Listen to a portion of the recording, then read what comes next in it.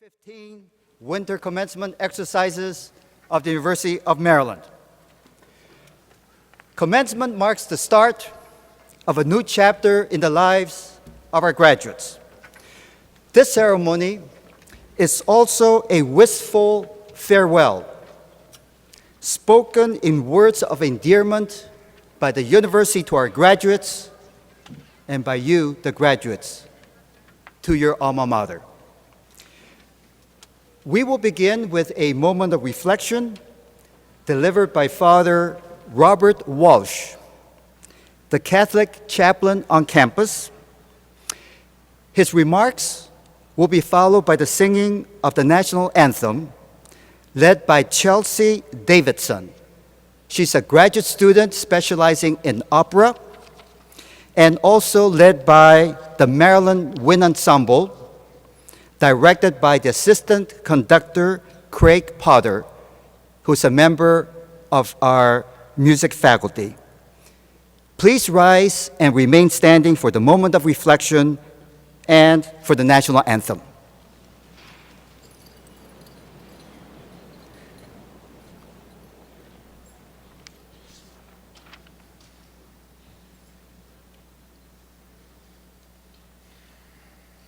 Father in heaven, creator of all, source of justice and mercy, we thank you for the gift of life and the opportunity to gather here today to celebrate the end of one part of our journey in life and the beginning of another.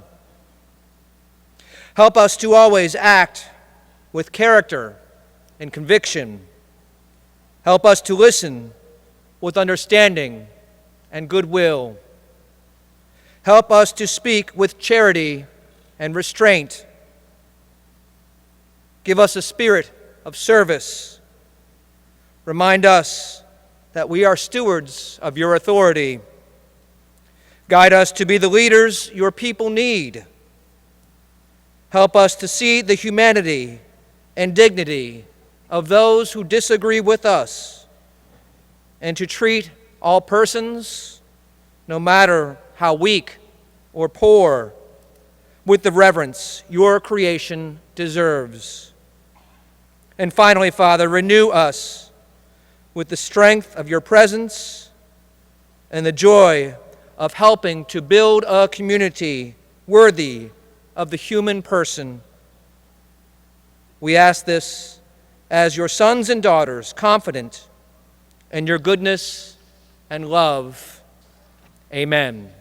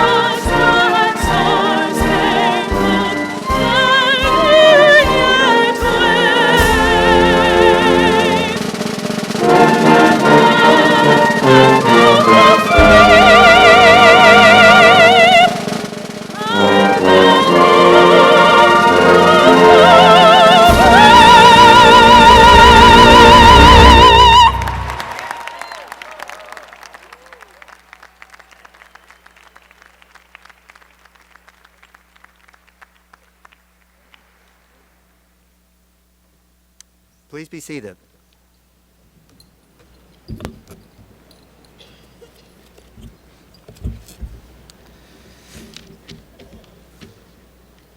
Thank you, Father Walsh, for your thoughtful words of reflection.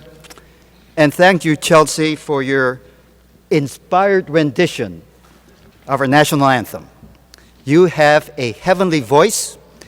I now, of course, know why the Maryland Opera Studio is the finest academic program to produce opera singers for opera houses around the world. We are very proud to have you here at the University of Maryland.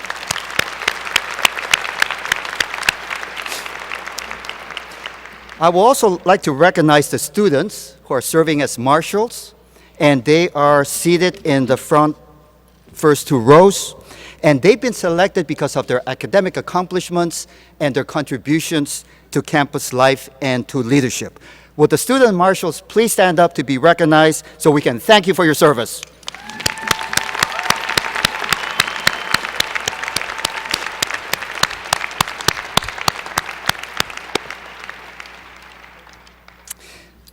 I would also like to thank the faculty, the emeriti faculty, the faculty marshals, the staff who have joined us today, this evening, in honoring our graduates. Would you please stand and be recognized?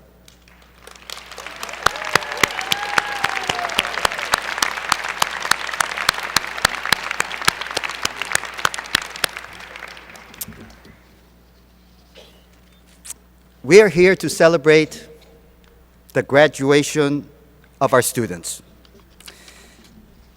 And at every graduation, I'm reminded what a good Irish priest once said. He reminded me that a speaker at a commencement ceremony is sort of like the body at an old-fashioned Irish wake. People need the body to have a party, but nobody expects it to say very much. So I assure you that we will all try to follow that advice, certainly myself, because, well, I can tell you, the words that will be spoken from this platform this evening may be immortal. But the speeches that carry those words, I assure you, will not be eternal. Because after all, you're here to receive your diploma. That's the reward you get for staying in school. So a long commencement ceremony should not be the punishment you get for staying in school.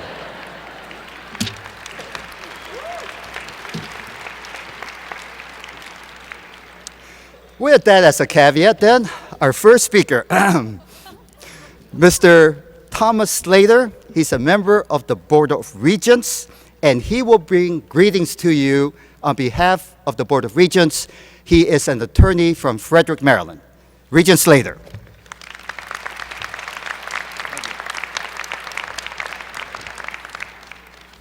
Well, I guess I ought to cut my speech in half after that comment. Good evening. I'm honored to be with you this evening to offer congratulations on behalf of the University System of Maryland Board of Regents. It's an honor to share this occasion with your President, Wallace Lowe. The University of Maryland College Park, the state's flagship campus, is a special place. It's a force for education, research, and discovery, and public service. In short, this institution represents everything that is best about public higher education. And by any measure, national rankings, research grants, public service activities, faculty accomplishments, or student achievements, the University of Maryland stands as one of the finest universities in the country and in the world. President Lowe is committed to even greater success and to lifting the University of Maryland to new heights of excellence. The University System of Maryland has long been fully committed to achieving the highest ideals of diversity, inclusion, and fairness on every one of our campuses. Throughout the system, we are working on new and more effective ways to strengthen our efforts, partnering with our campus communities in support of our strategic goal of greater diversity among administration, faculty, staff, and students. And Dr. Lowe, We applaud the efforts that you have made and will continue to make at this great university. It's also a great privilege to join your commencement speaker, retired U.S. Army Captain Florent Groberg, recipient of 2 Bronze Stars, the Purple Heart, and other commendations. Recipient of the Medal of Honor, awarded by President Barack Obama at the White House in November, and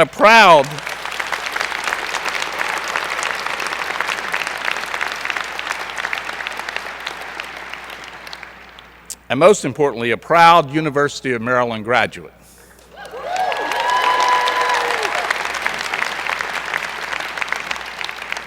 But most importantly, I'm honored to be here to recognize and congratulate you, the College Park graduating class. What you have accomplished has taken hard work, persistence, and dedication. I also know your family and friends take a great deal of pride in what you have accomplished. They have shared in your sacrifice and certainly should share in your success today. No matter what direction your life now takes, no matter what the challenges you will next confront, know that your education here has prepared you for a future of accomplishment and achievement. Once again, congratulations to all of you, and know that the entire University System of Maryland family wishes you all the best in the years to come. Thank you.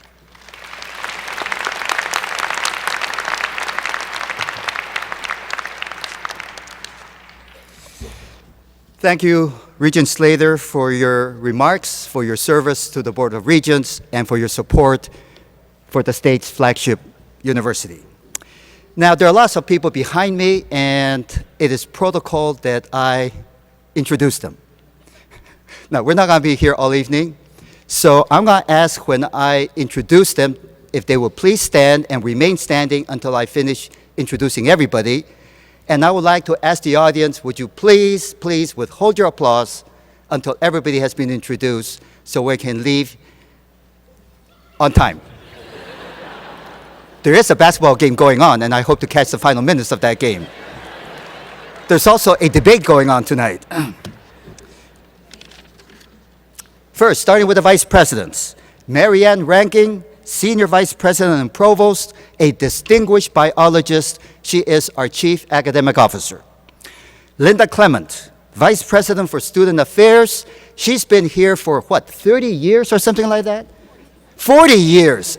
And she got her degree at the University of Maryland, a Terp. Carlo Colella, Vice President for Administration and Finance. He is a civil engineer, a graduate of the University of Maryland, and you've been here for 27 years. Eric Denna, Vice President and Chief Information Officer. This is only his second year. But he oversees the entire cyber infrastructure of this institution, which is the central nervous system of the university, supporting education, learning, and administration. Patrick O'Shea, Vice President for Research, and he got his PhD at the University of Maryland, has been here for how many years? Many years. All right. He's a physicist by training, and he comes from somewhere in Ireland, I believe. Is that correct? All right. Mike Poterella, Vice President and General Counsel, and he's been here. Where is Mike? Oh, there you are, in blue. He is, he takes care of me. He's a lawyer, keeps me out of trouble. And you should know, even though I'm a lawyer, there's a real difference. See, he is a real lawyer. I am a public interest lawyer. It's in the public interest that I don't practice law. Peter Weiler, Vice President for University Relations. He's been here for about 4 years. And for the past 3 years in a row, he has helped raise a record amount of philanthropy for this university, supporting your scholarships. Thank you, Peter. Vice Chancellors from the University System of Maryland, Joanne Bauman. She is a very well-known medical geneticist, and she is the Senior Vice Chancellor for Academic Affairs. Patrick Hogan, Vice Chancellor for Government Relations, and he was a former member of the House of Delegates representing part of Frederick County, and more importantly, a proud Terp who got his degree in government and politics. Welcome back. There you are, Frederick. All right. Patrick Ronk, President of the Undergraduate Student Government, and you should know this is the second year that he's president. It is very rare that they can win election 2 years in a row. He is a major in, your major is government and politics. Is that correct, Patrick? There you are. Look at him closely. I will make a fearless prediction. In 25 years, he will be the governor of Maryland. Deborah Hemingway, President of the Graduate Student Government. There you are, Deborah. She is getting her PhD in biophysics, and she's expecting her second baby in 5 weeks. Willie Brown, Chair of the University Senate, a director in the Division of Information Technology, and an incredible partner working with the faculty and the rest of the staff in the governance of this university. Who are you, Willie? There you are. Amy Eichhorst, Executive Director of the Alumni Association. She has been with us for about a couple years, I believe. And Wanda Alexander, where is Wanda? There you are, who is the President of the Alumni Association. She oversees the 330 alumni of the University of Maryland. And then all the deans. Would you all rise at the same time, because you'll be recognized later individually, or rather you'll introduce yourselves individually. So now, we can applaud them.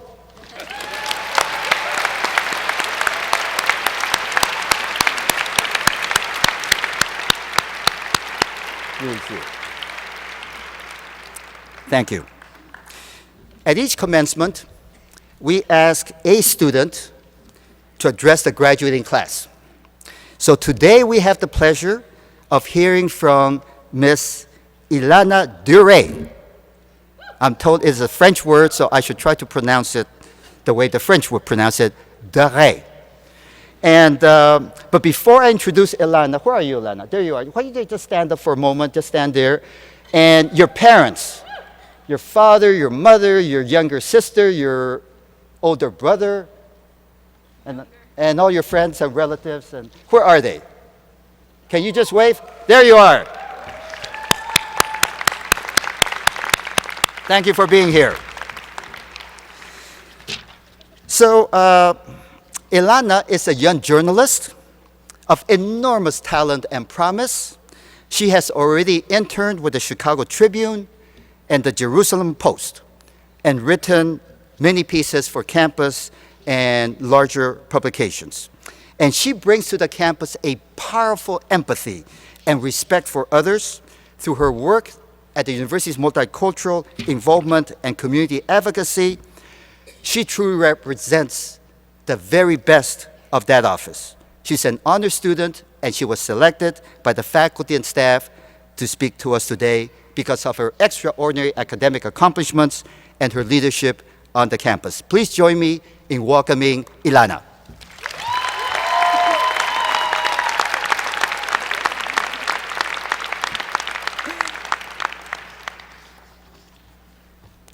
My fellow graduates, I am here today to celebrate all that we have learned and accomplished at the University of Maryland. Our learning occurred in those expected places like classrooms, laboratories, and libraries, both on and off campus. But some lessons also happened in places we least expected.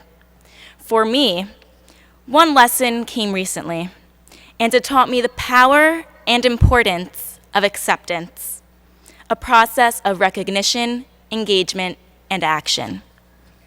Let me share with you one particular story of what acceptance means to me. This past summer, I was on cloud 9. I'm a journalism major, and I was interning at Chicago's leading newspaper, the Chicago Tribune. My Tribune press credentials gave me a special entree to the city.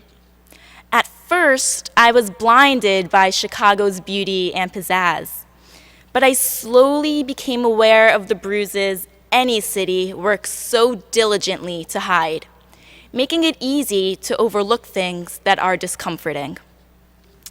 That is where a man named Richard comes in. Richard sat on the same street corner every day, rain or shine, with a McDonald's cup in hand, hoping somebody would stop and give him some spare change. I'll admit, I ignored Richard when I first saw him on my way to work. But even though I scurried by with my eyes cast down, the image of his outstretched hand and empty McDonald's cup was seared in my mind. Eventually, I worked up the courage to speak to Richard. He was a kind-hearted, 60-something-year-old man who always joked he was old enough to be my father. He was spiritual, generous, and soft-spoken, with a surprisingly positive attitude. He also gave me more worldly advice about life than I bargained for. Stopping to speak with him on my way to work each morning became routine. He inspired me to laugh, to learn, and to love, no matter our circumstances. Our interactions were irreplaceable and invaluable, offering me a lesson that could not be taught in a classroom, campus, or office setting.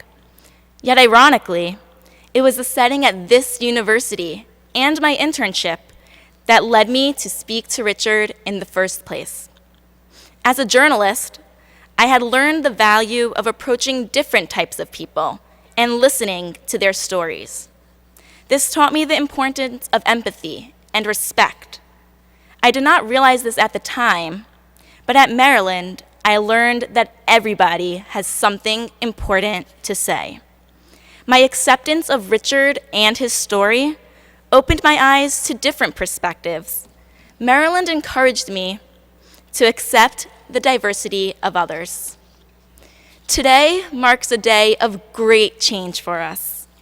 We have the opportunity to travel a road of acceptance that can introduce us to new knowledge and learning. As curious scholars, we can continue to grow.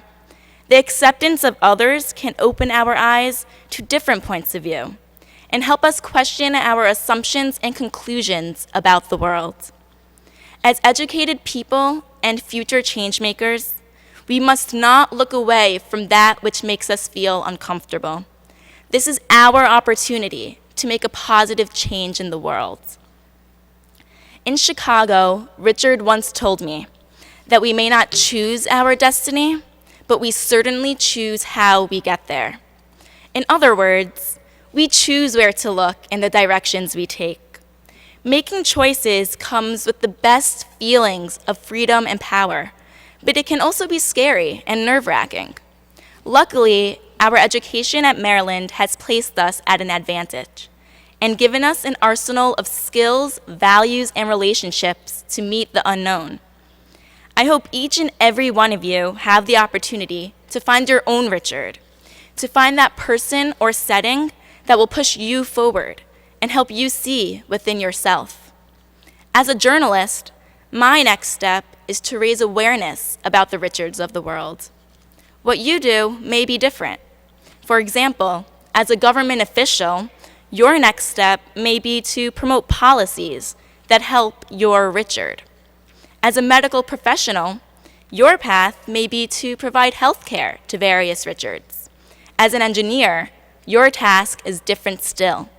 We each play our own part in the chain of acceptance.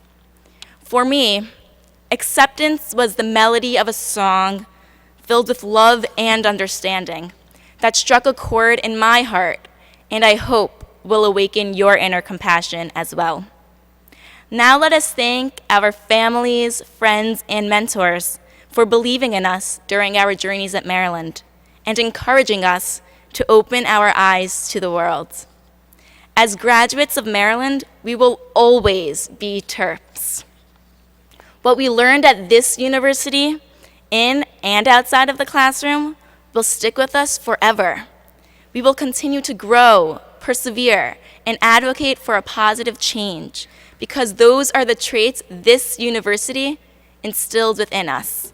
That is something I am confident we will never forget. Thank you.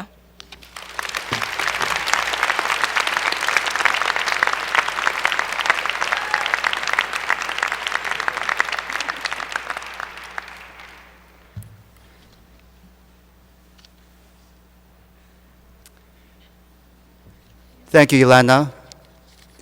Those are wonderful words. I appreciate you sharing your thoughts with your fellow graduates. Before we continue with the program, I neglected to introduce one person on the platform, so I'm going to ask her to stand up, Martha Nell Smith. You must be one of her students. She is a University Marshall Professor of English, and I bet the student who shrieked is somebody who loves Emily Dickinson, because she's a scholar of Emily Dickinson. Thank you very much, and I apologize for missing you.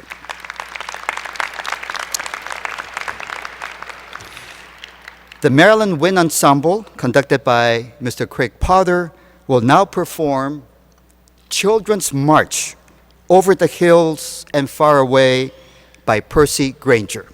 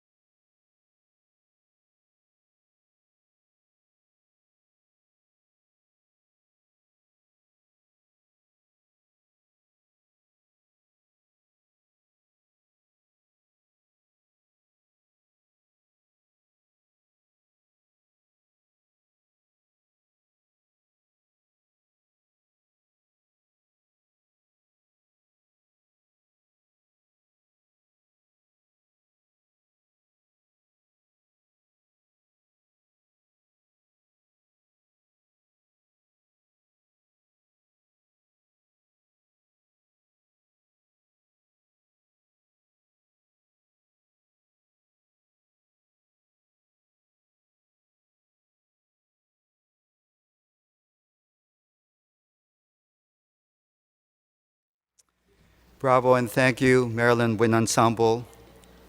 That was a lovely rendition of Percy Granger's Children's March. We are indeed very fortunate to have such talented musicians here at the University of Maryland. You greatly enrich our cultural life. Thank you for touching us with your performance. A special committee of students, faculty, and staff is charged with the task of selecting the commencement speaker. And this year, that committee has made an exceptional choice. And to introduce our commencement speaker is Sarah Niedzelsky.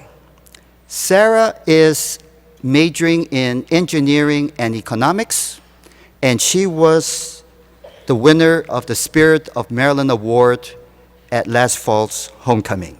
Sarah?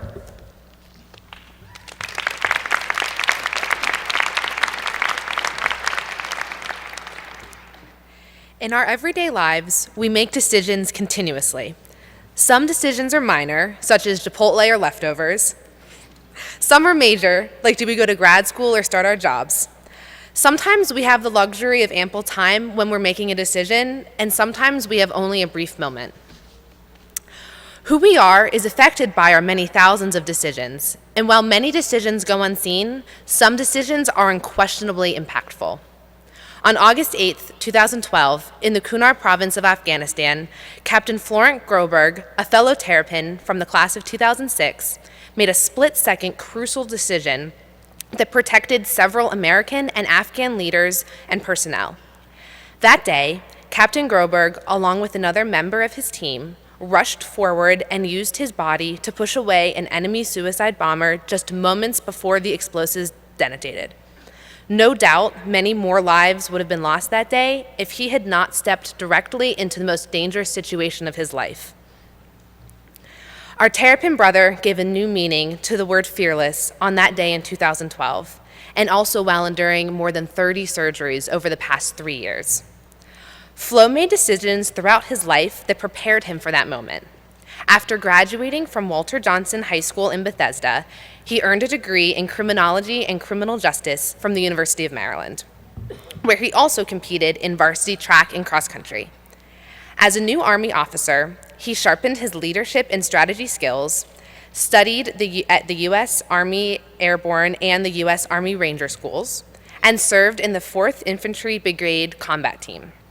These experiences helped prepare him to act with precision and courage. Flo currently resides in our National Capital Region and is a civilian employee of the Department of Defense. His awards and decorations include the Bronze Star Medal, the Purple Heart, the Meritorious Service Medal, the Army Commendation Medal, the Army Achievement Medal, the Afghanistan Campaign Medal, the Meritorious Unit Commendation, among many others.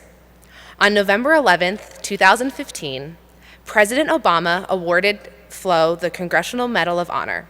The Medal of Honor was established during the Civil War and is the very highest U.S. military honor. That moment in the White House remains an incredible memory, and we will get to see it now. We honor heroes like Flo because on his very worst day, he managed to summon his very best. That's the nature of courage, not being unafraid, but confronting fear and danger and performing in a selfless fashion. That's why we honor Captain Florent Groberg today.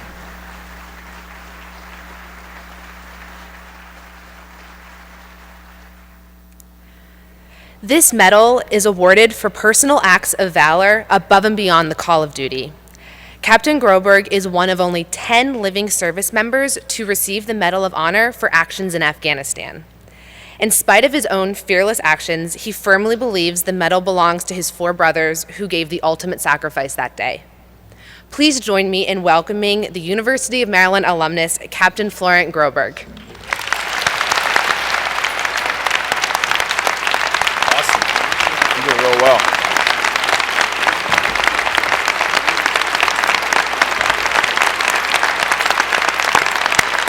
Thank you. Thank you. Thank you.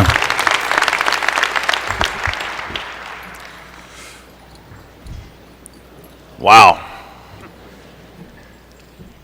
Thank you, Dr. Lowe, faculty, staff, students, families. I'm honored to be here. This is your day, and I want to take, I'm selfish, so I want to take this moment to personally clap for you guys because I'm so proud of you. So, congratulations.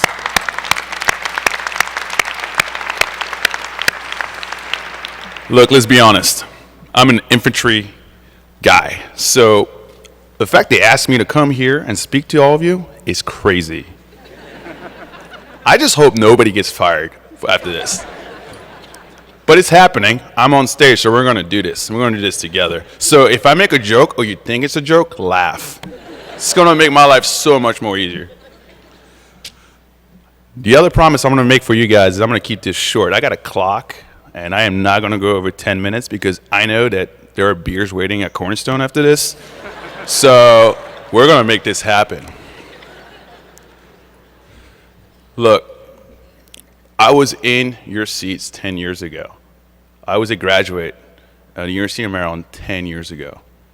And I don't remember my commencement speaker, so you're not going to hurt my feelings. You know why? I was ready. All I wanted to do was just go out there on stage, get my diploma, shake a hand, and get out there in the real world and do my part. That's what I wanted to do. You know, this is going to sound cliche, but I believe that life is a sequence of doors. The University of Maryland was one of the biggest doors that I faced, and I went right through it. But when I talk about doors, there's an opportunity behind these doors.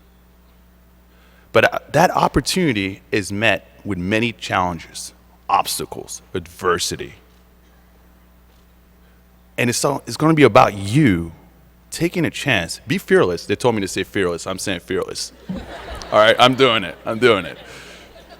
But it's going to be about you guys stepping up and facing those challenges and getting through them, because you will. Look at you. Honestly, you've done it. Look, for some of you, school was so easy and college was great. It wasn't for me. It was tough. I am not the brightest person in this room. Fact. I'm an infantry officer. Let's be honest here. Couldn't be a doctor. Sure as heck could not be an engineer. But I was designed was to lead men and women in combat and serve my country. That was me. That was my path. And it started here at the University of Maryland. You all have a path. And you should be just proud of yourselves to be sitting in these seats with your family and friends around you and this ridiculous speaker, because you've earned it. You've earned it. Not too long ago, I opened a new door. When I graduated from the University of Maryland, I had one goal, and that was to join the Army. I said, I'm ready, let's go do this. So I walked into a recruiting station, and I still remember his name. It was Master Sergeant Carl Austin. I said, hey man.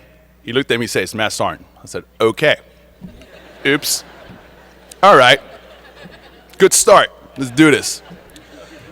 He looked at me and he said, how may I help you? I looked at him and I said, well, I want to join the Army. As an officer, I want to go to Ranger School, and I want to go fight in Afghanistan. He said, all right, we can make that happen.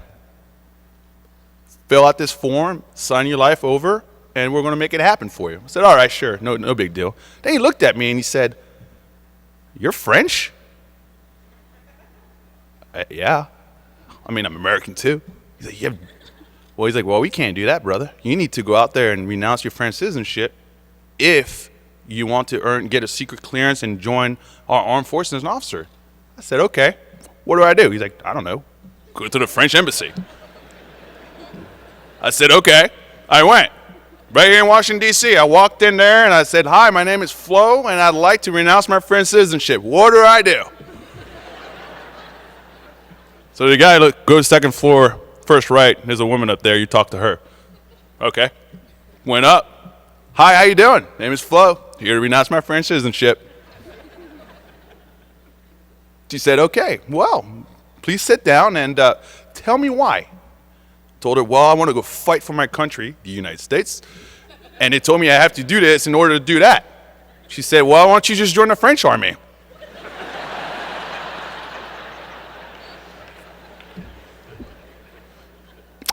I kindly and tactfully declined. But guess what? She said, no problem. So I said, all right, that's a small obstacle in my path. That obstacle lasted 18 months. I had to wait 18 months of my life before I could join the army. Who does that? Most people go in there and walk out like, that was the dumbest thing I've ever done. I'm over here 18 months. But it came. I like you. I like you a lot. At least one person's really laughing.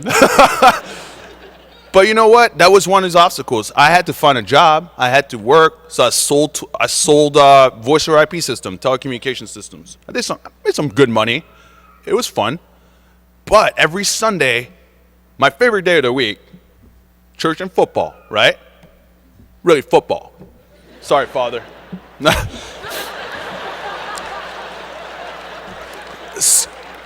And I'm over here, you know, I wake up every Sunday and my Bears are doing well. I mean, they went to the Super Bowl my senior year. You know, I'm like, yeah, we're good, but I don't like what I'm doing. I need to be over there. It's my calling. I want to serve. I had to learn to be patient. Nothing in life comes easy. Patience is a life tool that will make a difference. And it came. And then I served. I went to Ranger School, Airborne School, did all that good stuff. Rushed into Afghanistan, served 2 tours, met some of the most incredible individuals, American and Afghan, that I will ever meet. I treasure these memories. And on August 8, 2012, that door slammed in my face. In 8 seconds, my life changed forever. In 8 seconds, I would no longer be the man that I always strived to be. I had my 2, 5, 10-year goals. Planned on paper. I knew where I was going to be, what I wanted to do, and what the type of man I wanted to become. And in 8 seconds, it was gone.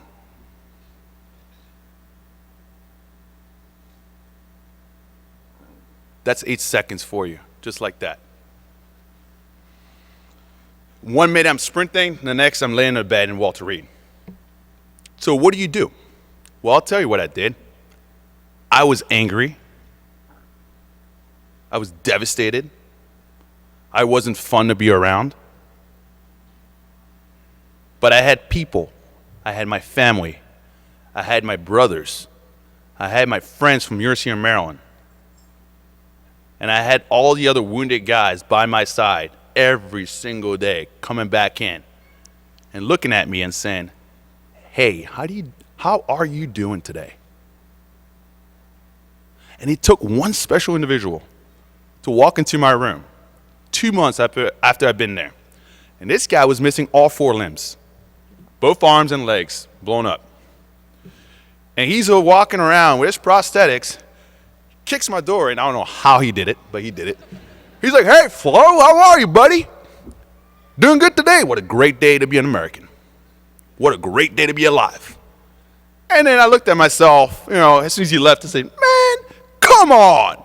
Who am I? Be crying around, laying in my bed, saying, boo-boo, me. I got a little headache and a bad leg. Who cares? Wake up. Wake up, Flo. This is an opportunity for you to be a bigger man. You're given a second chance at life, and I'm over here crying about it? And I got a guy who's missing every limb walking in there and giving me jokes. He's a Packers fan, okay. Nobody's perfect. Fine. He taught me something. And it's something that I knew, but it took a long time for me to really grasp it and understand it. Life is full of opportunities. Like I said, it's a cliche, the doors, but I truly believe it. One door closed on me. My life changed forever in 8 seconds. Gone. But this one opened up. Taught me that you need to be strong. You need to step up when you're knocked down. You never give up. You take chances. You surround yourself with amazing people around you. And you trust in your foundation. Trust is huge. And for me, it started here at the University of Maryland. This is where I learned how to be a man. One day, mommy is making me dinner. I was lucky enough to have a mother that cooked every night. No, it's true. Some people aren't. She did. And the next day, I'm eating ramen noodles because my Terrapin Express card, or whatever it's still called, is out of money. Go figure that one out. And I'm just begging, like, oh my goodness, can I get this exam done? I need to go home. I need food. You know, and I go over there. She looks like, what happened to you? You lost like 15 pounds. Well, first of all, I was tiny. I ran track and cross country. But it just taught me something. I learned how to be a man here. I learned about time management. I played sports. I went to school. And I work as a police auxiliary guy. Yep, I was that guy. That's right. We do not give tickets, by the way. So stop coming to me and telling me, why did I get a parking ticket? I don't know, dude. Were you parked in the wrong spot? Maybe. Anyway, that's beside the point. That's way off script. Anyway, I learned about time management. I learned about responsibility. Doing the right thing when nobody's watching. I build my foundation here, not just through education, but through life skills. How to be a human being. How to operate in a foreign world. And it allowed me to make the right decisions on August 8, 2012 to try to save some of my brothers' lives. And I tell you what, we were perfect that day, and we still lost 4 guys. What I learned is, that door closed, another one opened. And then they decided, again, crazy decisions, to put this around my neck. This doesn't belong to me. This belongs to the true heroes. And true heroes are the individuals that do not come home in my line of work. True heroes are the Gold Star families who have to live the rest of their lives without a key member in their family. But we're okay with that. We picked that life. That's what we wanted to do. I loved every moment of it, and I would do it all over again. The only thing I would change is I would try to bring home my 4 friends. But when they put this around my neck, I didn't want it. You saw my face. I was emotional. I wanted to cry. I didn't want to fall out either on national TV. You know what I mean? It's like locking my knees. And I'm like over here, he's talking. I'm like, please hurry up. Like, this is getting ridiculous. I'm really going to fall. Like, it's happening. I don't know what would have happened. Maybe just interesting. But what it did, it opened up a voice, a platform. It allowed me to take the next step to help veterans, homeless veterans. So when you're speaking, you know, that really connected with me. You know, just incredible individuals. Because life is full of opportunities. But I promise you one thing, you'll have a lot of obstacles and challenges. There'll be a lot of adversity. But you've done it here. You've went through a lot of these things here at University of Maryland, and you're here in your seat today graduating. So, I got 2 things left. It's going to go real quick. I challenge you guys to make a difference in your community. I really do. You are our future. I'm going to be working for someone here one day. Look, I'm punctual, but I'm not the best, okay? Just be honest. So just remember this. But you're our future. And I'm just so proud to be oh, it's close, right? You saw it, yeah. It's close. Didn't do it though. They didn't get me this time. Didn't get me this time. Woo! All right. Sorry, Carson. I'm good. I got this. I'm back on track. All right. I challenge you to go out there and make a difference in your community. Let's help each other. If just one person, helping one person, will make a huge difference, and you'll feel good about it. And that person will turn around and help another one. Lead by example. The last one is something my father taught me. I was a freshman when 9/11 happened. I was coming back from a party, a hazing party, believe it or not, or from the cross country team. Just kidding, no way, nobody hazes. It's totally cool. And we're cross country, really? What are we gonna do, you know? But I was coming back from a party, and I remember just walking into my dorm room, and we were watching TV, and we saw what happened. So I called my father, and I said, Dad, this is ridiculous. I'm angry. I want to do something. I'm getting out of school. I'm dropping out, and I'm going to join the Army. He looked at me. He said, well, he didn't look at me. I guess he was looking at the phone. And he said, you're a Groberg. And when we start something, we finish it. Get your education. That's the key to success in life. And once you're done with your education, you go out there and you serve your country. Go in as an officer. Use the opportunity to reach out even more people if you can. But you started something, you finish it. And you get that degree. And then he told me the nicest thing, probably the coolest thing to me, and this is not going to be cool to you guys, because it means a lot to me. He said, especially because I'm naturalized as an American, he said, and don't worry, Flo. America steps up. Americans are going to step up, and they're going to hold down the fort. Now, it's whatever you're going to do after when you get your degree that's going to make a difference in your own life. But don't worry, until then, this is the United States, and we step up against tyranny. So,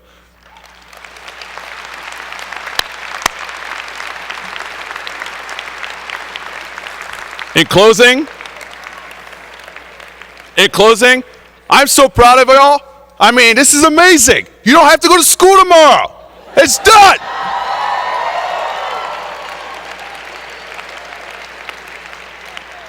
Hey, I'm proud to be here. I'm proud to be an American, but even more proud to be a Terp, a fellow Terp. Welcome to my world, alumni, and let's go out there and have some fun and make a difference.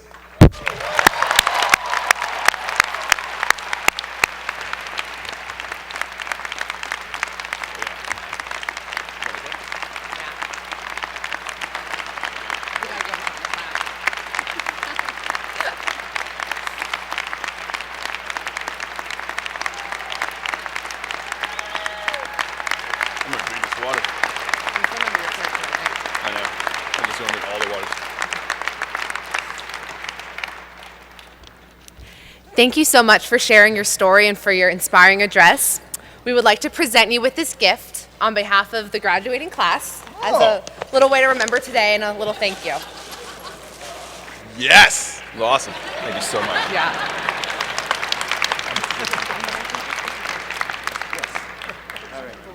Right, right.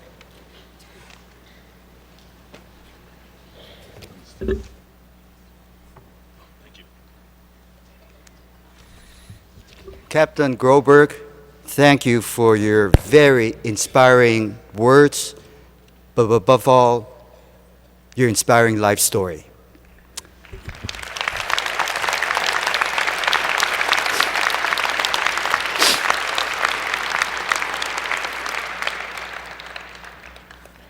Of honor, duty, and country. And as a fellow immigrant, I can say this is the greatest country on earth. Only in America.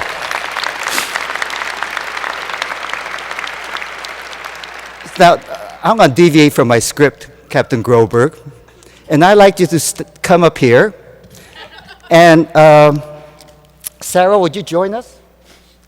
I would like to, do you mind if we take a selfie? with them as a background. Do a selfie. Yeah, and then we will tweet it.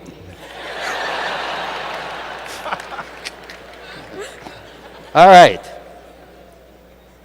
Good. So. Okay.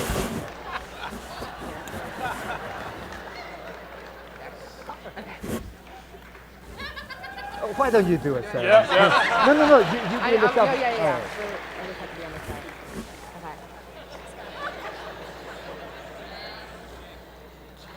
Okay. All right. Okay. Well, wait a minute. Oh yeah. I know many of you are admiring this bow tie. And so is Captain Groberg. This bow tie is made by a student here at the University of Maryland. She runs a business out of her dorm making bow ties. She's from Frederick, Maryland. And so I'm honored to present to you this Maryland bow tie. Ah, thank you. Yeah. Appreciate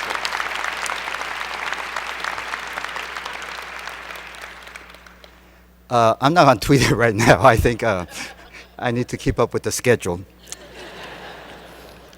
But as soon as the program is over, I will tweet it.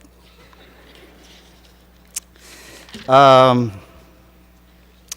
now I'd like to call on Ms. Wanda Alexander, President of the University of Maryland Alumni Association. What are you laughing about? Did I do something wrong? No? Okay, thank you. It was such an inspiring speech flow that I can't even follow my notes anymore. You are a great speaker. I really mean it.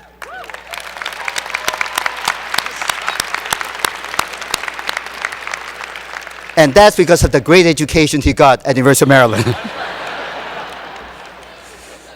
So as I was saying, Wanda Alexander is the president of the University of Maryland Alumni Association Board of Governors, and her experiences as a Terp are in creating a very successful business career, and she will offer some words of welcome to our graduates as you join the ranks of the Alumni Association. Wanda?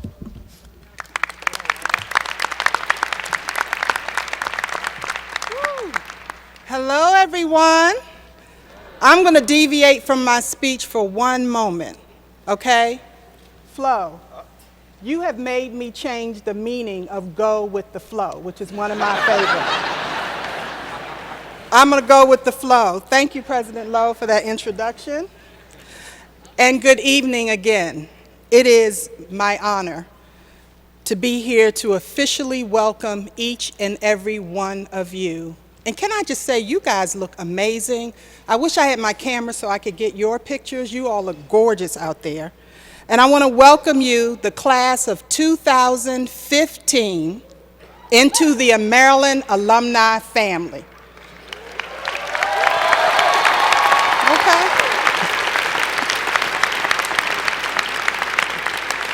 Beginning today and for the rest of your life, you will be a part of this amazing network of powerful, eclectic, fun, and hardworking alumni, more than 340,000 strong. Many of these Terps have risen to the highest levels of public service. We've launched hugely successful companies and made groundbreaking discoveries. Michael Armani and David Jones met in a University of Maryland biology class a decade ago. This year, the Kickstarter campaign for their micro 3D printer earned the Guinness World Record for the most money pledged for a 3D technology product, with nearly 12,000 backers, raising $3.4 million to bring this project to life. Go with the flow. Tiffany Williams, who earned her master's in communication planning here at the greatest university on the planet in 2008, is now executive director of Teach for America in Detroit, working to rejuvenate that city through the power of education. Go with the flow. Lawyer and alumnus Jim Clifford swam across the English Channel in September, making him, listen now, at age 63, to be the oldest male to complete the Triple Crown of completing that feat, circling Manhattan Island and crossing from Catalina Island to Long Beach, California. Now that is truly go with the flow. Michael, David, Tiffany, Jim, and Flo are just a few examples of fearless University of Maryland alumni who are pushing boundaries and making a difference across this country and around the world. Listen to me closely. You too will one day make your mark and leave a legacy of greatness for those who follow. Do you believe it? Do you believe it? The single first step to such a lasting contribution is becoming a member of this University of Maryland Alumni Association. Let me tell you why. The Alumni Association is here to serve you and to help you stay active through tailgates, performances, happy hours, y'all know about those, networking events that take place throughout this country. We are there to help you stay connected with the University of Maryland and the friends you've made on this campus, while also creating new connections and new opportunities for you. We're also here to help you stay informed through alumni publications like Terp Magazine and email updates. As you leave here, do me one favor. Please display your degree proudly. Continue the tradition of demonstrating to this world the high-quality education that your diploma represents. In turn, Maryland will continue to make you proud to be a Terp. And remember, no matter where you go in life, go with the flow and stay fearless. Congratulations.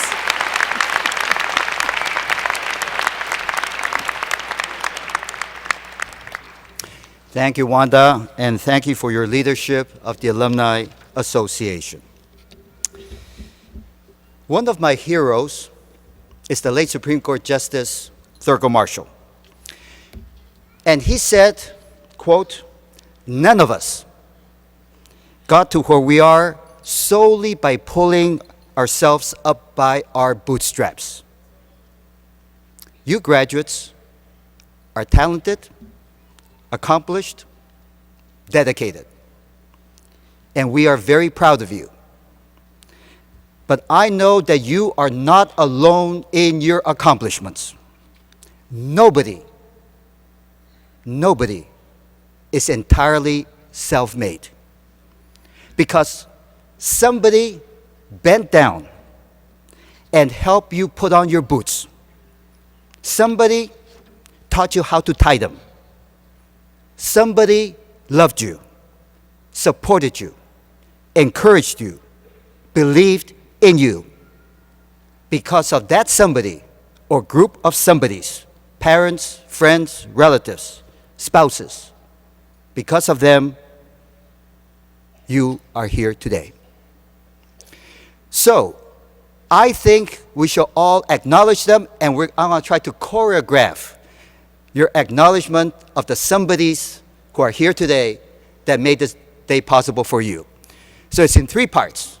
First, I'm going to ask all the parents and friends and relatives of our graduates to stand up. Stand up, please.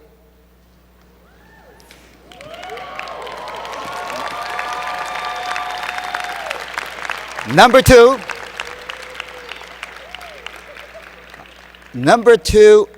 I'm going to ask our graduates to stand up and cheer them. And number three, I'm going to ask the Maryland Wind Ensemble to play a salute.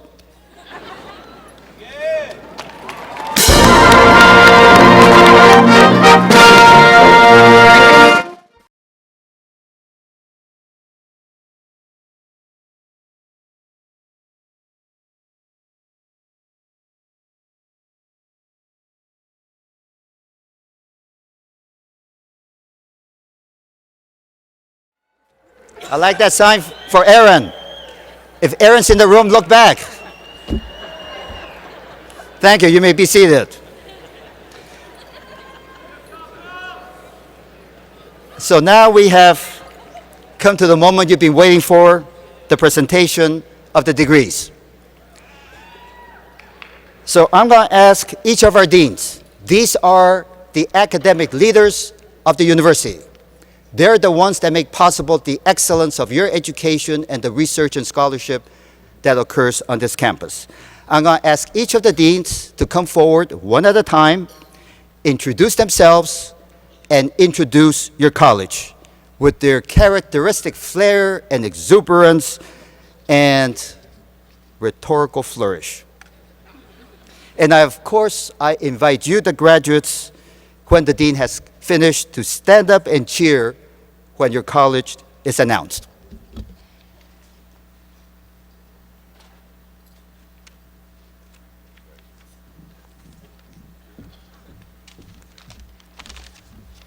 Well, hello. Woohoo. So my name is Craig Beyruti. I'm the newest member of the Dream Team, the Dean Team, at the University of Maryland, and proud to lead this oldest of colleges on the campus of one of the nation's greatest land-grant institutions, the University of Maryland.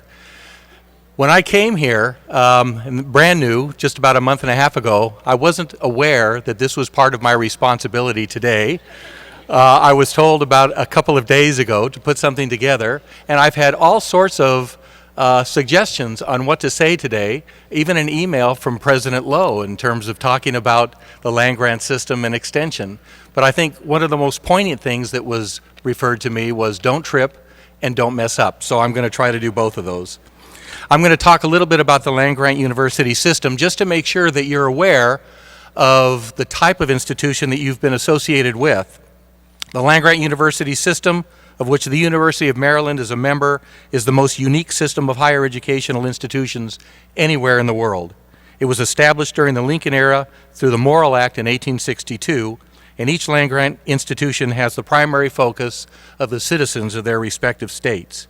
However, they have evolved to reach every corner of the world through discovery of knowledge and the dissemination of that knowledge, both in the classroom and in formal extension education. This is the first time in my short tenure at the University of Maryland that I've been able to officially meet our students, the newest graduates of our educational programs in the College of Agriculture and Natural Resources. And I couldn't be more delighted and honored to congratulate you on a job well done.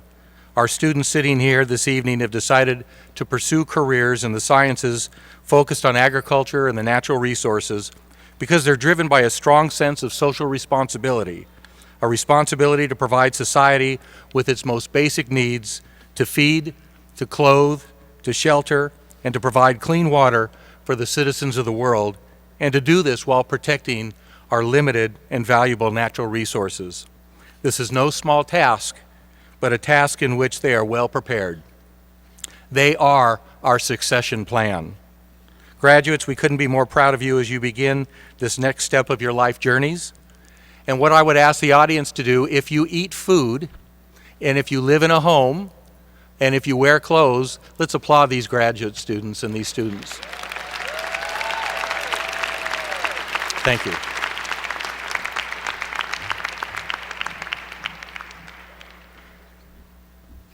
Good evening, Maryland. Come on.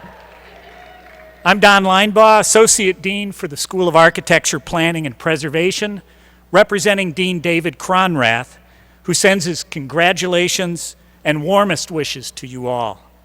I'm very pleased and honored to introduce to you the dedicated undergraduate and graduate students of the School of Architecture, Planning, and Preservation.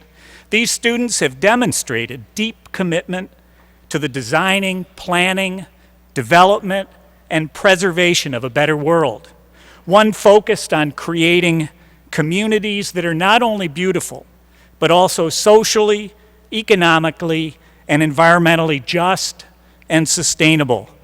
Please stand and cheer for our school. Yeah!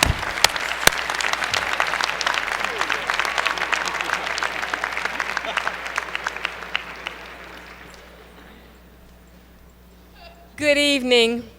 I'm Bonnie Thornton Dill. I'm Dean of the College of Arts and Humanities, affectionately known as Are You? All right, you're there. That's great. Graduates from our college are global visionaries and creative problem solvers. They have the skills and talents employers seek today. They write well, they read critically, they listen actively, they communicate effectively, and think creatively. They are culturally aware and linguistically adept. They are world wise. And because they're all of these wonderful things, employers recognize that, and last year 93% of our graduates were placed in jobs, graduate schools, or service programs. So graduates, we're very proud of you, and we are very proud of all that you've accomplished. So if you are Hugh, please stand so we can congratulate you and cheer.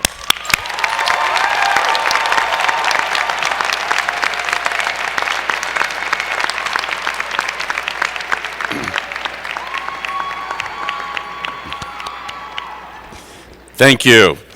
My name is Greg Ball. I have the privilege of being Dean of the College of Behavioral and Social Sciences, which we know as BSOS. Our college is the home of our inspirational speaker today, Flo Groberg, and we're very proud to have him as an alum. Students from BSOS fiercely take on the grand challenges of our time: income inequality and the state of the economy, crime and its consequences, social justice related to race and ethnicity, the effects of environmental change on our culture and vice versa, the causes of mental health and illness. All those things, as well as why I can't remember where I park my car on campus anymore at the end of the day, are the kinds of big questions we attack. What more can we ask of our students? BSOS students, stand and be recognized.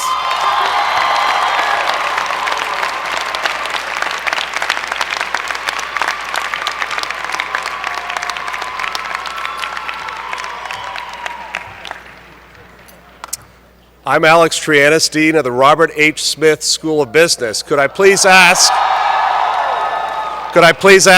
our graduates to stand up in the back there?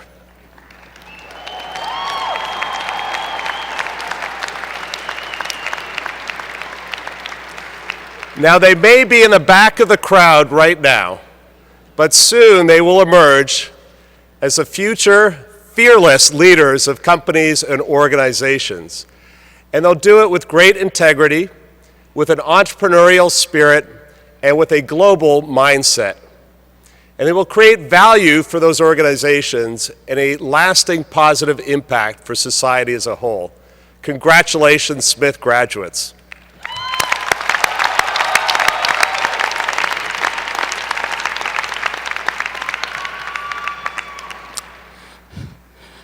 My name is Jayant Banavar. Will the graduates of the College of Computer, Mathematical, and Natural Sciences please stand?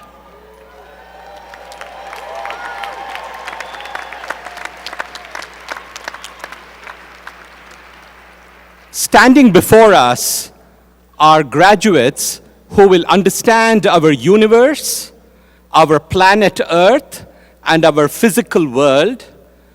Graduates who will save lives, and graduates who will work with engineers to create the innovative technologies of the future. As Captain Groberg so wonderfully said, graduates, go change the world. Congratulations.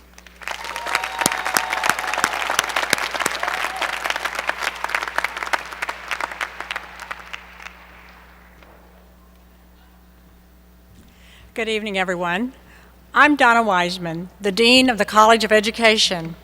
The graduates from my college are the future teachers, school administrators, school psychologists, counselors, statisticians, professors in higher ed, and researchers that fearlessly support and guide children, youth, and adults as they learn, grow, develop, and mature over their lifespans. Please congratulate the future educator and human development professionals, who are graduating from the College of Education. Would you stand?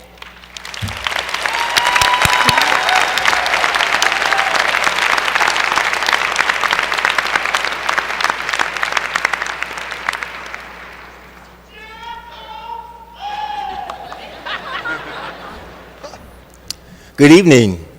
My name is Darrell Pines, and I am the Dean of the A. James Clark School of Engineering.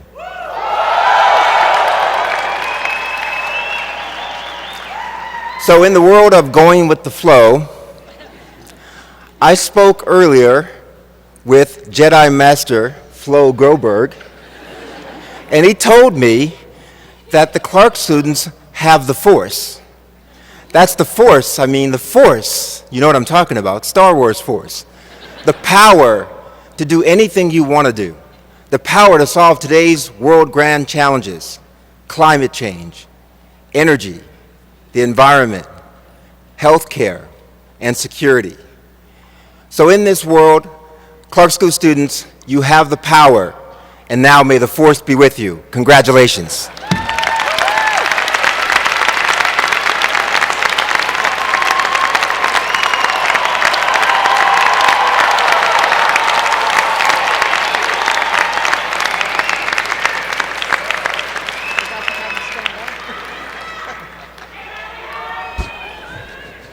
Good evening. I'm Jane Clark, and I'm the Dean of the School of Public Health. Stand up. Stand up. School of Public Health.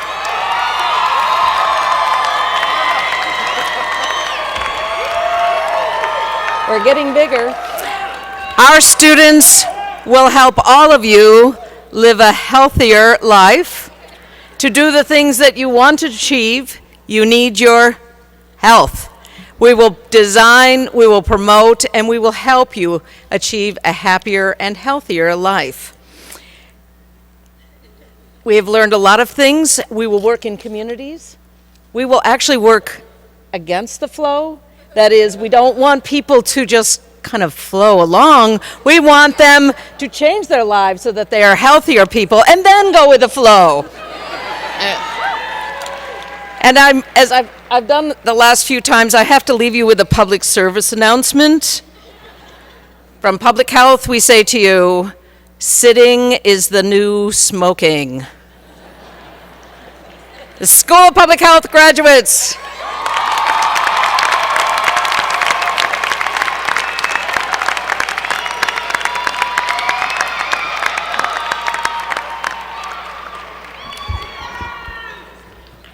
My name is Brian Butler. I'm the,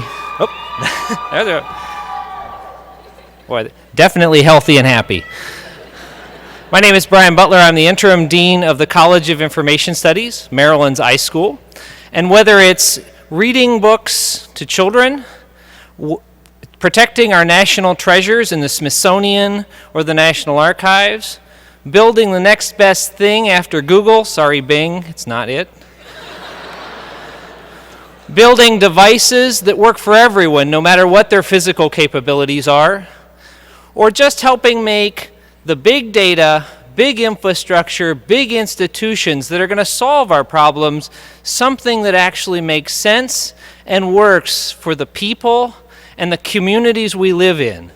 The graduates of the iSchool are on the front lines of taking the monumental amounts of data and information that all of you are going to be generating and making them useful. Will the graduates of the iSchool please rise?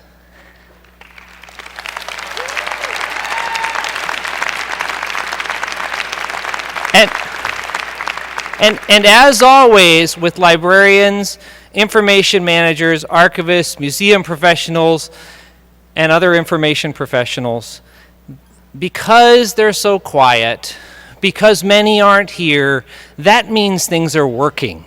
We look forward to seeing you when you have problems and not seeing you when everything's going well. Thank you.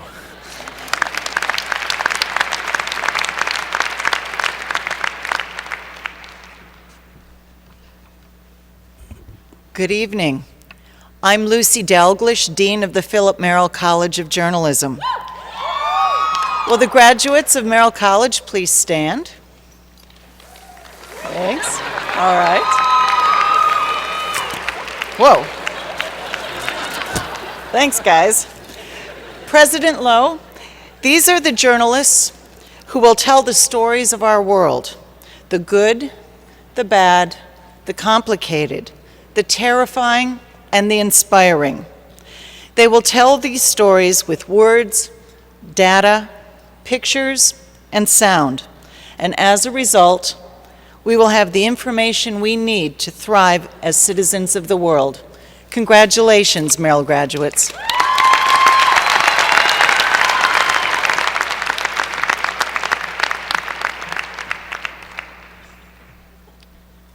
Good evening. I'm Robert Orr, Dean of the School of Public Policy. Our graduates, the few, the proud down here, bring peace and security from the streets of Prince George's County to the Middle East. Our graduates bring economic development and prosperity from Washington, D.C. to the cities of Asia, Africa, and Latin America. And our graduates bring sustainability from the Chesapeake Bay to the whole planet. 1 week ago tonight, almost exactly this time, 6 of our graduates and 3 of our current faculty helped negotiate the first universal, binding, and ambitious climate change agreement.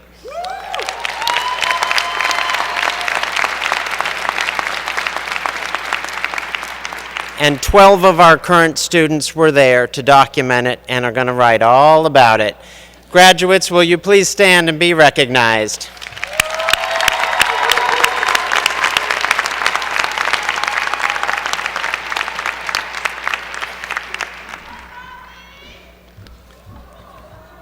Good evening. I'm Charles Caramello, Dean of the Graduate School. As a research institution, the University of Maryland produces new knowledge and creates the next generation of knowledge producers. These are our doctoral students. As a land-grant institution, we develop practical applications of that new knowledge and train the next generation of leaders in the professions. These are our master's students. Would all recipients of doctoral and master's degrees from all colleges and schools please rise and be recognized?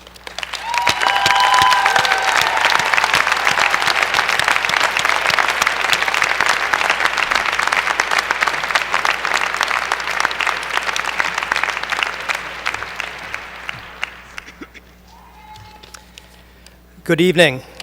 I'm William Cohen, Dean for Undergraduate Studies.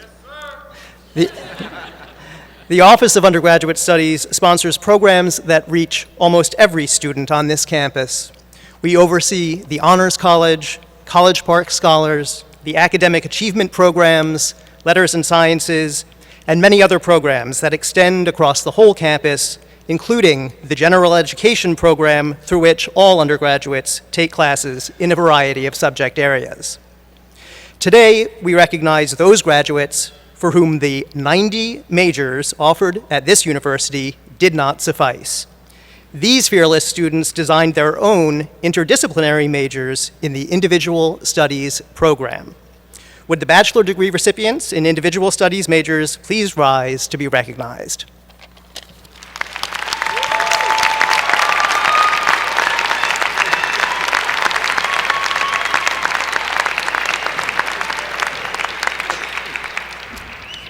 Good evening. My name is Gary White. I'm the Associate Dean of the Libraries. The libraries are committed to providing all of our students with the skills and resources that they need to be successful as students and for the rest of your lives. Would all of the students who have ever used the library or should have used the library please stand?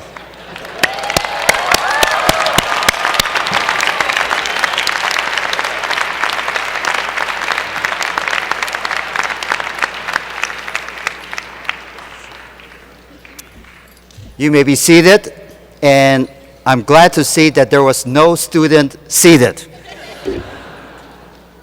If you had been seated, I don't know that you would be getting your degree now. Well, thank you, Deans. So the moment that you've been waiting for has finally arrived. The moment when you are officially authorized to receive your degrees. Now, there are many degrees that will be awarded tonight, and so perhaps for the benefit of family and friends who are here, maybe I should just say a brief word what these different diplomas mean. The true meaning of diplomas. You see, when your student was in high school, and your student thought that he or she knew everything that there was to know, that's when the high school gave him or her a high school diploma. Then they came to college, and then it dawned upon them how little they actually knew, how much more they had to learn.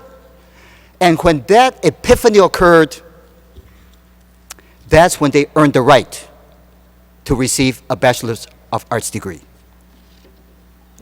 Now, if they stay around a little bit longer, they do further graduate study. And then a further realization occurs to them that not only do they know very little, but their professors know very little.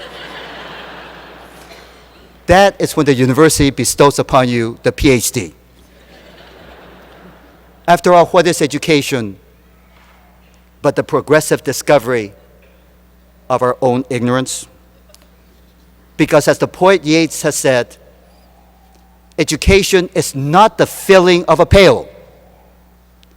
It's the lighting of a flame.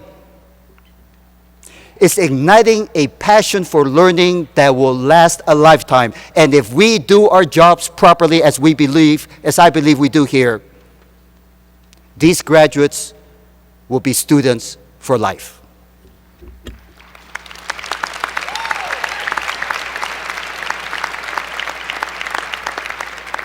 So now I call upon Provost Rankin to come forward and present the candidates for the degrees.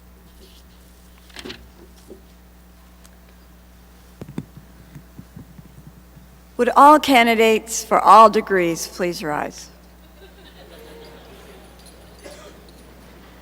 Mr. President, in accordance with the recommendation of the faculties of the schools and colleges, and in recognition of the successful completion of all degree requirements, I request that you confer upon these candidates the degrees of Bachelor of Arts, Bachelor of Landscape Architecture, Bachelor of Music, Bachelor of Music Education, Bachelor of Science, Master of Applied Anthropology, Master of Architecture, Master of Arts, Master of Business Administration, Master of Chemical and Life Sciences, Master of Community Planning, Master of Education, Master of Engineering, Master of Engineering and Public Policy, Master of Finance, Master of Fine Arts, Master of Health Administration, Master of Historic Preservation, Master of Information Management, Master of Journalism, Master of Landscape Architecture, Master of Library Science, Master of Music, Master of Professional Studies, Master of Public Health, Master of Public Management, Master of Public Policy, Master of Real Estate Development, Master of Science, Doctor of Audiology, Doctor of Education, Doctor of Musical Arts, and Doctor of Philosophy, as appropriate in each case. Congratulations, graduates.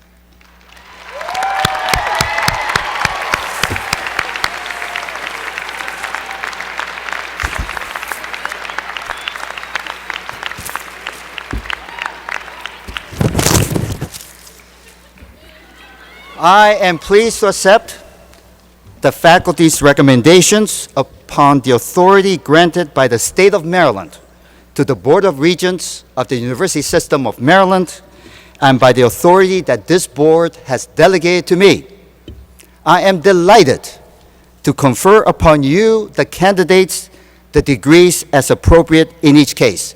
Please join me in one more round of applause for our graduates.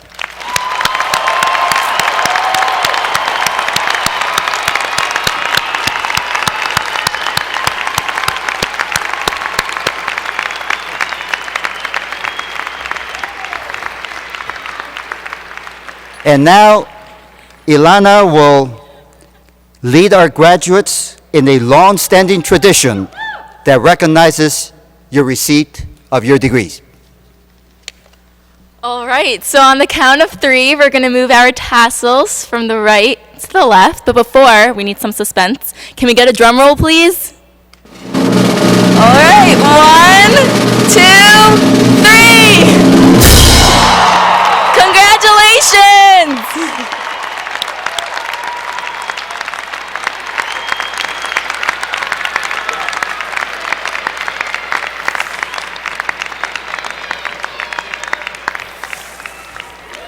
You may be seated.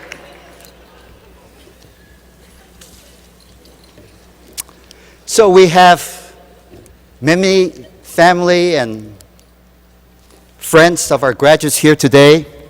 I'm just curious, how many of you are graduates of the University of Maryland or have close family relatives? No, graduates of the University of Maryland or attended here. Stand up, please, stand up. Wow. I would say about 25% of the audience are Terps.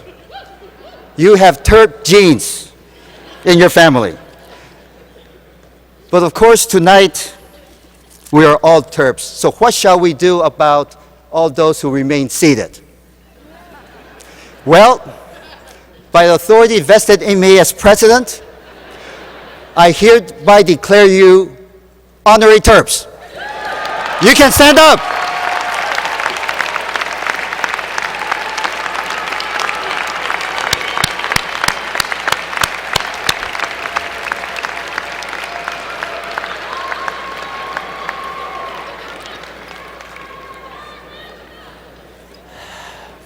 Now, in a moment, Chelsea Davidson and the Maryland Wind Ensemble will lead us in the singing of the Alma Mater.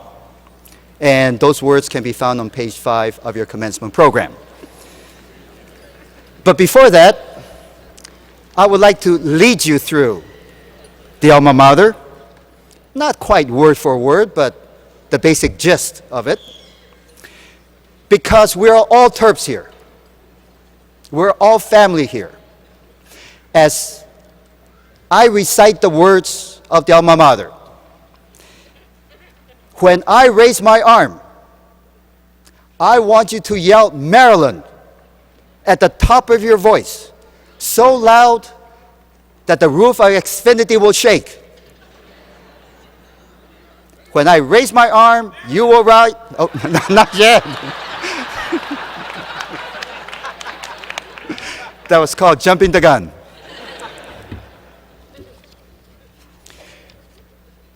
Hail, Alma Mater. Hail to thee.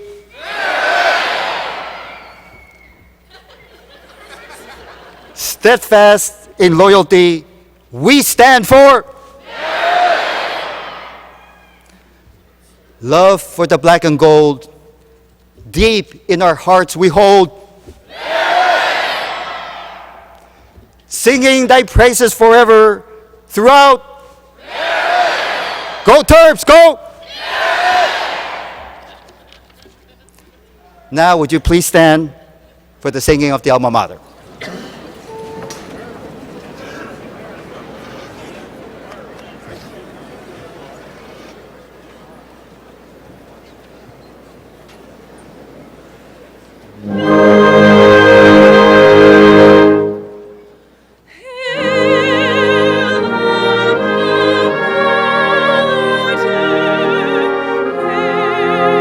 To thee.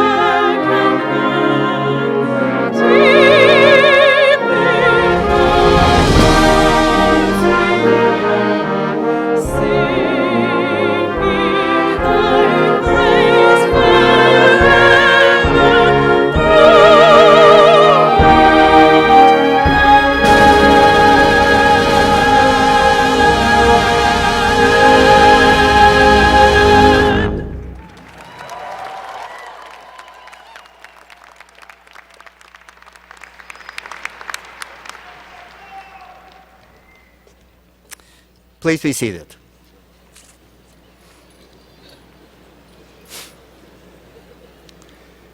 So we're coming to the conclusion of tonight's commencement exercise, and I'm looking at the clock. I made a bet with my assistant. She said it would take more than 2 hours. You know something? We're going to finish under 2 hours.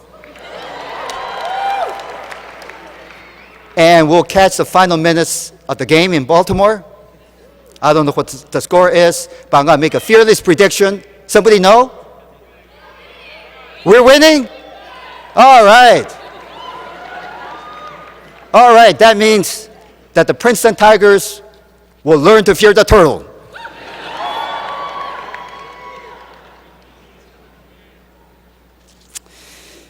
I will ask the audience to please remain seated until the faculty and the platform party have recessed. And I would like to remind you that the smaller, the more intimate college, school, departmental ceremonies will take place. And you can look at your calendar for the exact times and places. These smaller ceremonies where you can actually walk across the stage, shake the hand of your dean to receive the diploma, they're a little bit more meaningful, more intimate than a large university-wide gathering. And I always look back with fondness and affection at those ceremonies, and I hope you will participate in your college or departmental ceremonies. Because I used to be a dean once, and I enjoyed those graduation ceremonies immensely. And I remember some years ago when I was at an alumni function, and this student this adult came up to me and said, "Dean Lowe, do you remember me? I graduated from here 20 years ago. And as I walked across the stage, you leaned over and you whispered something in my ear that's been the secret to my success in life." I said, "Oh." So, what did I say to you? Move along, move along.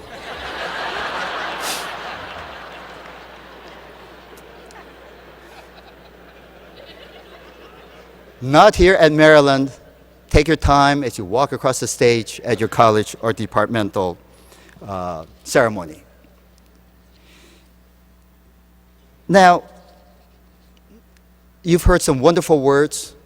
For those of you who follow me on Twitter, at President Lowe, you know that I tweeted and I asked you to suggest words of advice that you would give to your fellow graduates. And those that, stood out, I would read aloud at commencement. So I found 3 or 4 that I thought I would share with you. And here it goes. And the instructions were, give your advice in 8 words or less. So, there is a Rachel Bernstein, and this is what she wrote. Don't forget to eat and sleep. A lot. Then there was Demi, that's her Twitter handle, and she wrote, always be grateful for this beautiful life. And there was a Nandelion. And this is what Nandy said. Have a plan. Use your talents. Don't quit.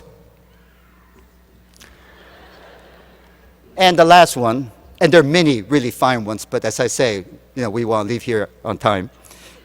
Chris Little. He wrote, Just rub Testudo's nose, and you'll be fine. Well, you may not have Testudo with you all the time, but as you know, I have these little baby turtle pins.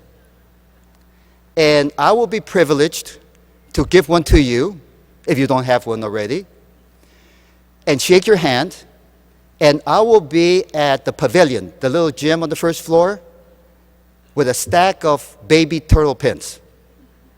And stop by if you would like. I'd like to congratulate you in person, give you a baby turtle pin so you can always have that nose to rub. And if you like, we can take a selfie together. But I have one request to make. You should know that this baby turtle pin you can only get from me. You cannot buy at the store, which means it is priceless. Please, if you come and get one from me, I want you to promise me that you will not do what some of your entrepreneurial fellow students are doing, and they're putting it on eBay. And as of a month or so ago, it was going for $18. They only cost 65 cents.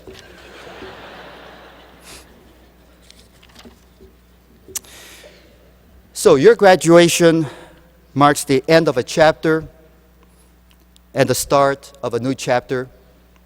You're going into the future. You are the future. You are the best hope that our society has for tomorrow. So I would like to bid you farewell in the immortal words of that venerable philosopher, Dr. Seuss, who wrote for children of all ages. You have brains in your head. You have feet in your shoes. You can steer yourself in any direction you choose. You are now on your own. You know what you know. You decide where to go. Now, sadly, it's true. I'm deviating a little bit here. Hang-ups can happen to you. There will be times when you mix up your right foot with your left, when your arms get sore, and when your sneakers leak. But I want you to remember one thing, and it was exemplified by Flo Groberg tonight. You are a Terp. To be a Terp is a state of mind. It's a can-do attitude. It's being fearless. It is having moxie. It is having chutzpah.